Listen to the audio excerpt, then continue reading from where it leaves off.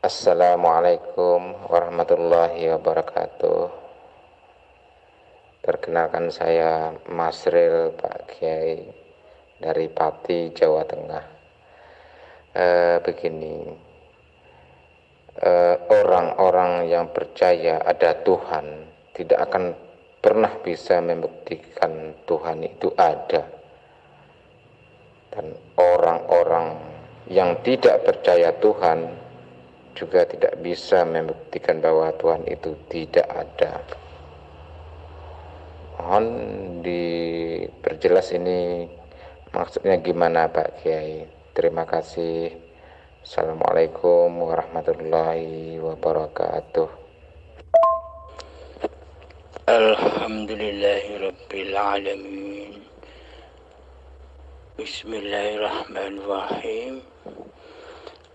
Orang yang percaya Tuhan dan orang yang tidak percaya Tuhan selamanya tidak akan pernah bisa membuktikan adanya Tuhan itu sendiri. Ini real dan logika sekali. Bismillahirrahmanirrahim. Apakah mungkin manusia itu bisa membuktikan adanya Tuhan bila manusia itu sendiri masih berkedudukan di hatinya sebagai Tuhan?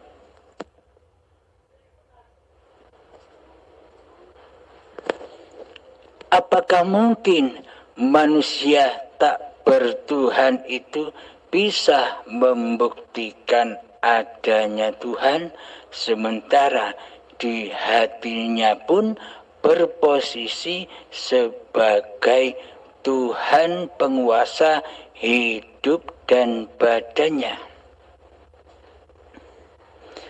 Siapapun tak akan bisa membuktikan adanya Tuhan selama dirinya berposisi sebagai Tuhan. Alhamdulillahirabbil alamin. Wujud Allah itu ada. Wajibul wujud, wajib bagi Allah itu ada. Inilah sifat Allah yang 20 sifat wajib bagi Allah bagi orang-orang yang percaya adanya Tuhan. Bagi orang-orang Islam yang mengakui bahwa Allah itu ada. Sedangkan sifat wajibnya Allah sifat muhalnya Allah yang 20 yang kebalikan dari sifat wajibnya Allah yang 20 yakni Adam, artinya tiada. Muhal Allah itu tiada. Tidak mungkin Allah itu tiada. Bila mana Allah itu tiada, bila mana Tuhan itu tak ada, mana mungkin diri kita, diriku, dirimu, diri mereka, dan diri kita semua ini ada di dunia ini.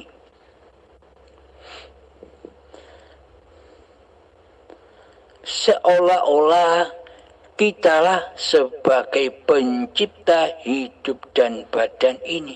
Seolah-olah praktek hati kita seolah-olah kita selama ini menguasai bahwa hidup ini milik kita, badan ini milik kita. Seolah-olah kita inilah pencipta hidup dan badan ini. Seolah-olah. Mari kita buktikan, mari kita logikakan. Logikanya begini. Selama ini kita mengaku bahwa hidup ini milik kita. Semestinya bila hidup ini milik kita, pastinya Sang Pencipta badan-badan ini tentunya juga diri kita.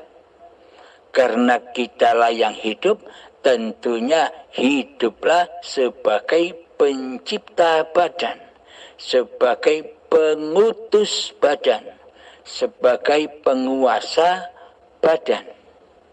Logik sekali.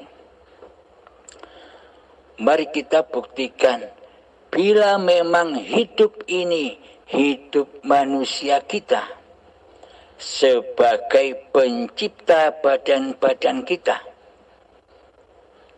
kenapa kita menciptakan yang tidak enak, yang tidak kita sukai? Contohnya sakit, kena penyakit. Contoh yang lain, kesedihan.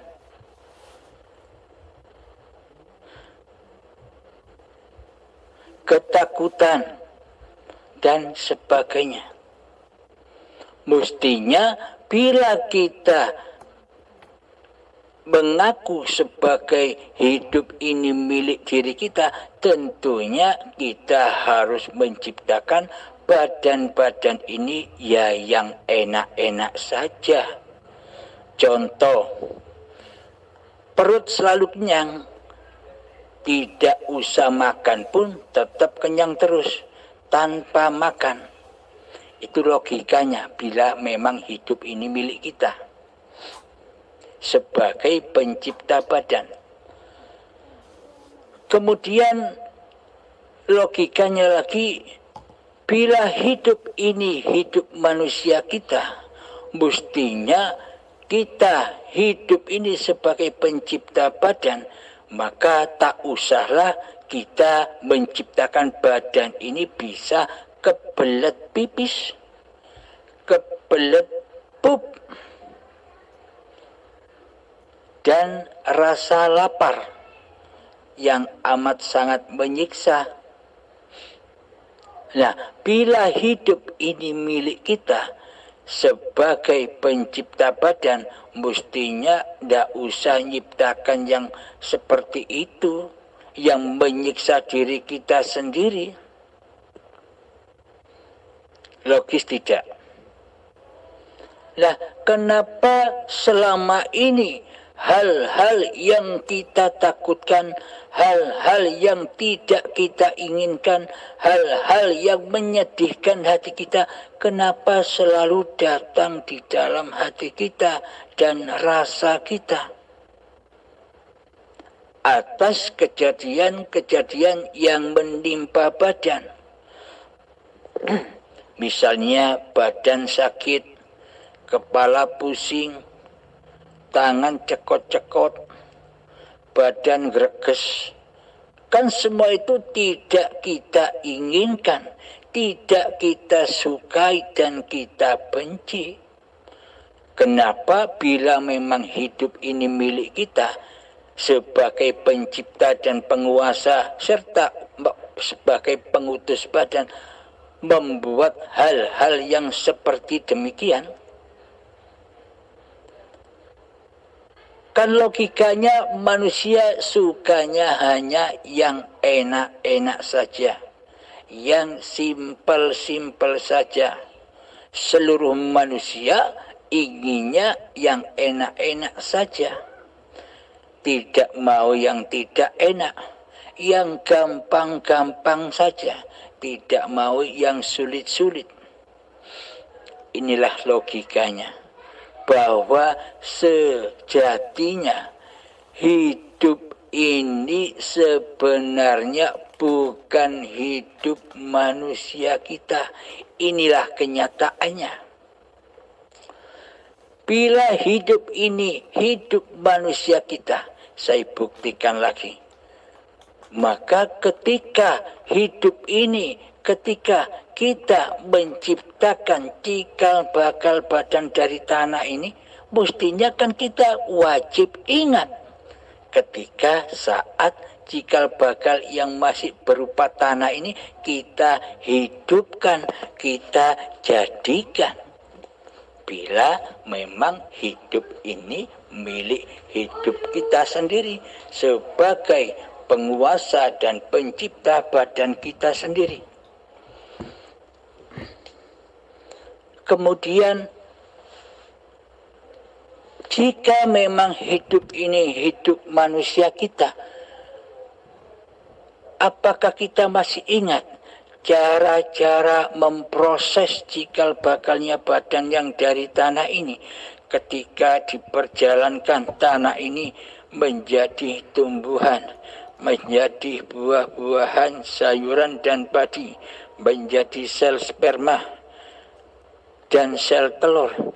Bila memang hidup ini hidup kita, mestinya kita tahu dong.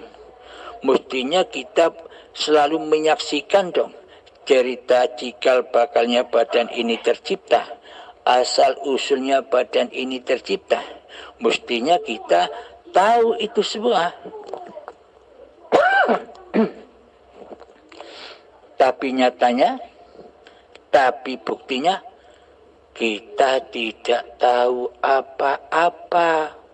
Jangankan di dalam penyaksian proses-proses penciptaan diri manusia kita yang dari tanah. Jangankan itu, ketika bayi pun kita tidak tahu. Mestinya bila memang hidup ini hidup milik manusia kita, tentunya saat detik-detik kelahiran badan ini kita akan menyaksikan, kita akan tahu keadaan-keadaan itu.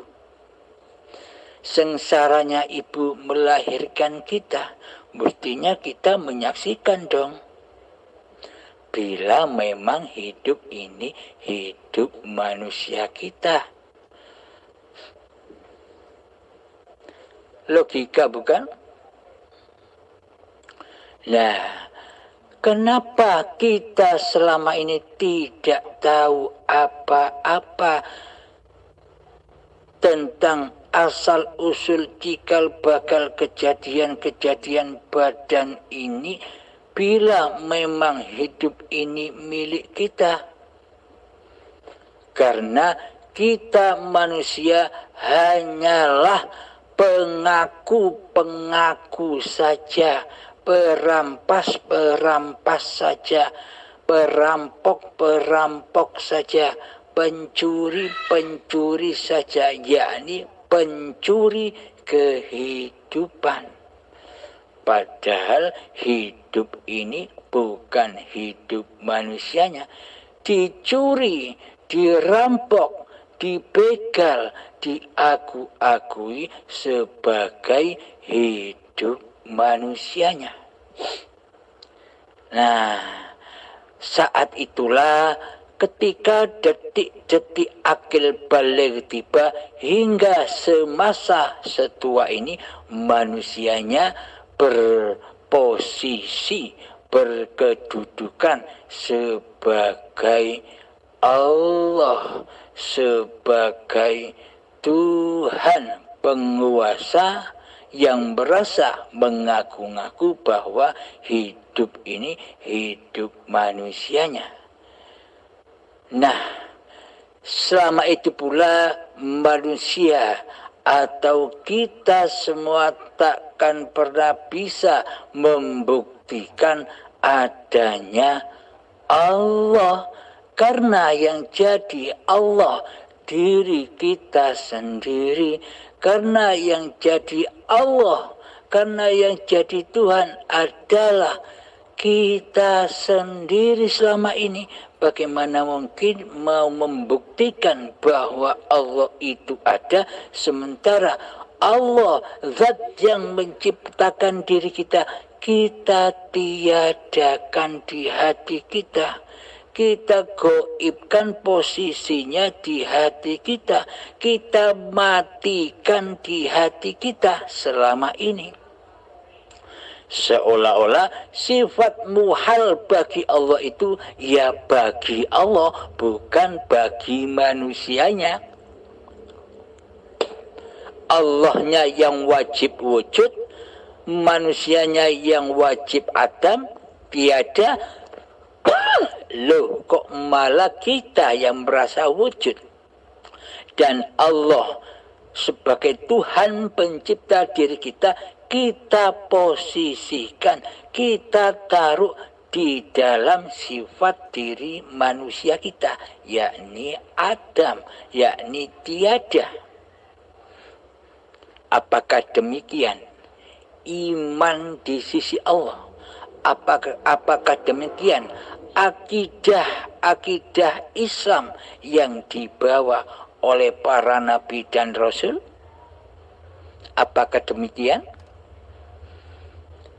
Akidah para nabi dan akidah para rasul selalu mentauhidkan Tuhannya di hatinya, daripada mentauhidkan, daripada mengesahkan wujud hidup diri manusianya sendiri. Karena mereka, karena para nabi dan rasul sadar ia hanya sebagai utusan yang diperintahkan oleh Allah, sadar bahwa dirinya hanyalah ciptaan, bukan pencipta. Coba kita sadari di dalam hati kita, selama ini kita berposisi sebagai yang dicipta ataukah sebagai pencipta? Coba kita tafakuri di dalam hati kita masing-masing.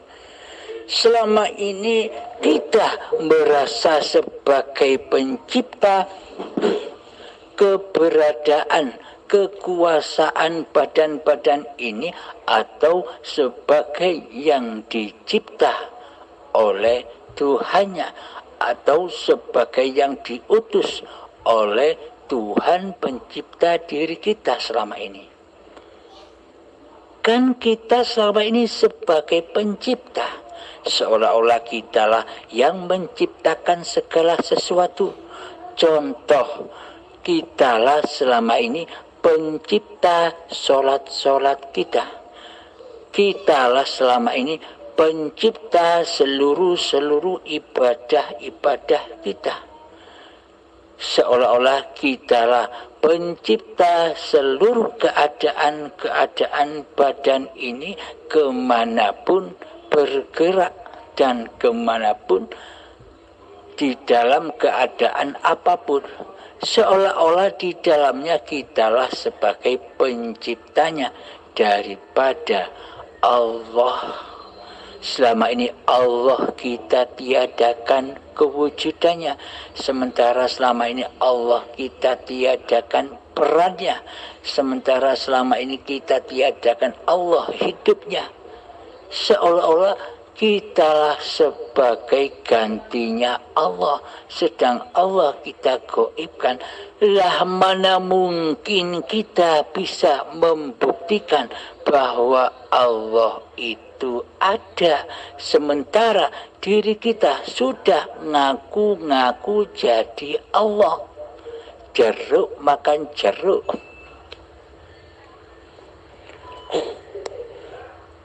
Selamanya kita takkan bisa membuktikan bahwa Allah itu ada sebelum kita menyatakan dan membuktikan ketiadaan diri manusia kita, ketiadaan diri yang diciptakan.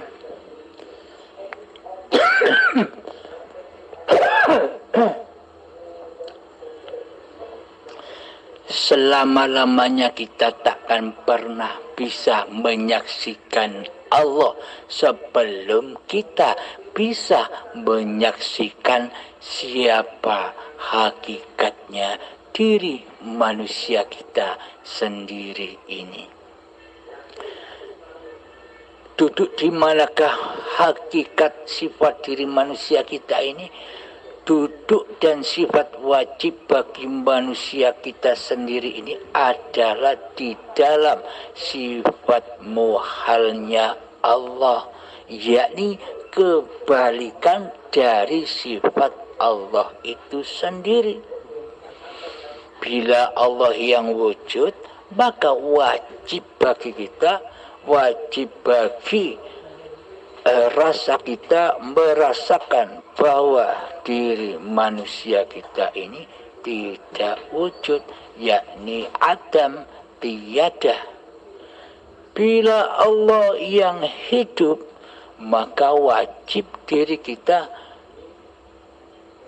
kembali kepada alam kematian kita, kebalikan dari sifatnya Allah. Hal-hal inilah yang wajib dilakukan bila kita merasa bertuhan. Hal inilah yang wajib kita jalankan bila kita merasa menjadi orang Islam. Hal inilah yang wajib kita lakukan bila kita merasa bernabikan Kanjeng Nabi Muhammad sallallahu alaihi wasallam. Selama ini kita hanya memandang dan menyaksikan contoh-contoh laku-laku zahiriyah, laku-laku badaniyah, laku-laku syariat-syariat kemanusiaan Kanjeng Nabi Muhammad saja. Sehingga kita merasa jadi Tuhan, tidak terasa. Akan tetapi, mungkinkah hati, keadaan, kondisi hati Kanjeng Nabi Muhammad seperti kita sama ini? Tidaklah mungkin. Kita jauh melenceng seperti keadaan Kanjeng Nabi Muhammad. Kanjeng Nabi Muhammad, para nabi seluruhnya, keadaan hatinya selalu mewujudkan bahwa hidup ini Allah. Hatinya selalu mentauhidkan Allah dan mengesahkan Allah di hatinya daripada mengesahkan dan mentauhidkan diri manusianya sendiri. Jadi keberadaan, kewujudan, kehidupan diri manusianya sudah ditiadakan. Karena yang wujud, karena yang hidup, karena yang kuasa hanyalah Tuhan pencipta diri kita.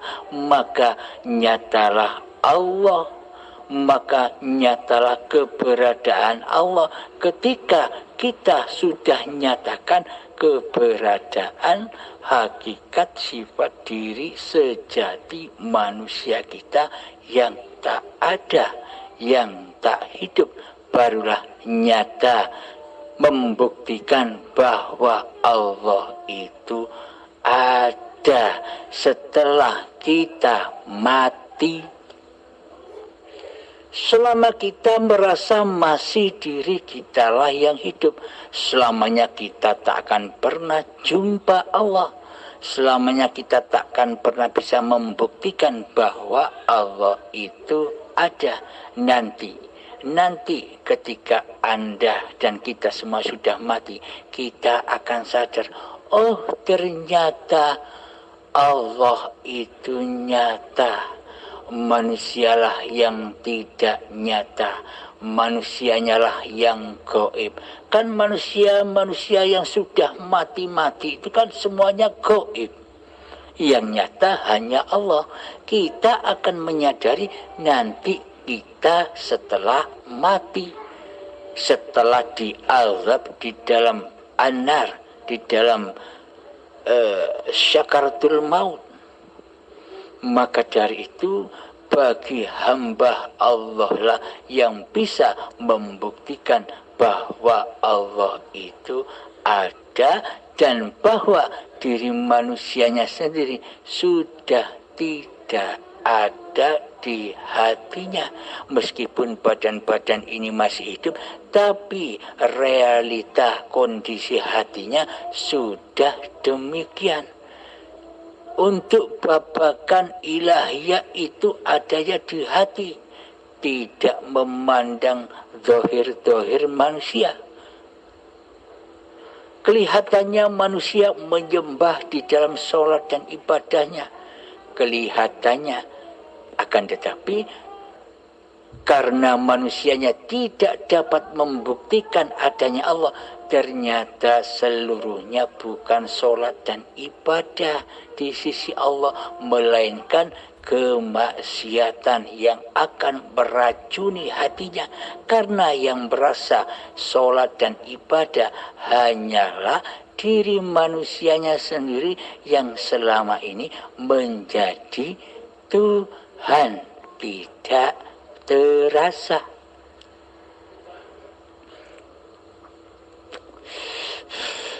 Mari coba kita buktikan keberadaan Allah.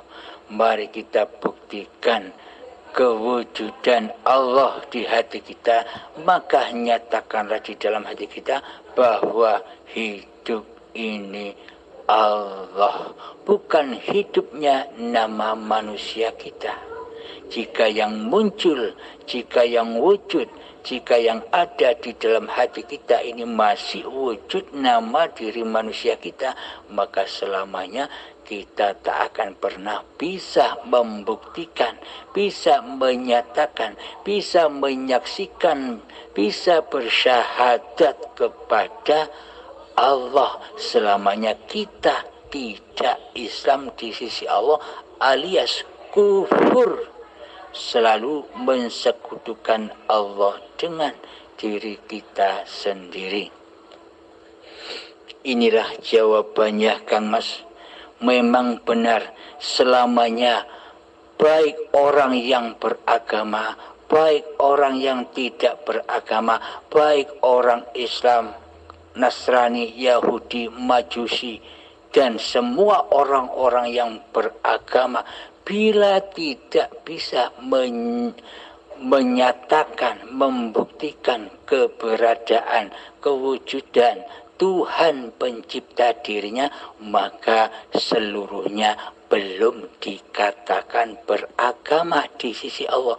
Meskipun ngaku-ngaku Islam, meskipun ngaku-ngaku Nasrani, meskipun ngaku-ngaku Yahudi, Majusi, Buddha, Katolik dan sebagainya, tapi tidak bisa membuktikan keberadaan Tuhan di hatinya, maka itu semua bukan agama. Agama bagi seluruh manusia itu hanyalah ma'rifatullah, awwaluddin ma'rifatullah. Siapapun manusianya, apapun agamanya, yang bisa menyatakan, yang bisa membuktikan di dalam hatinya bahwa Allah itu ada, yakni dengan cara mentiadakan diri manusianya, itulah Islam rahmatan lil alamin. Itulah Islam yang diridhoi oleh Allah.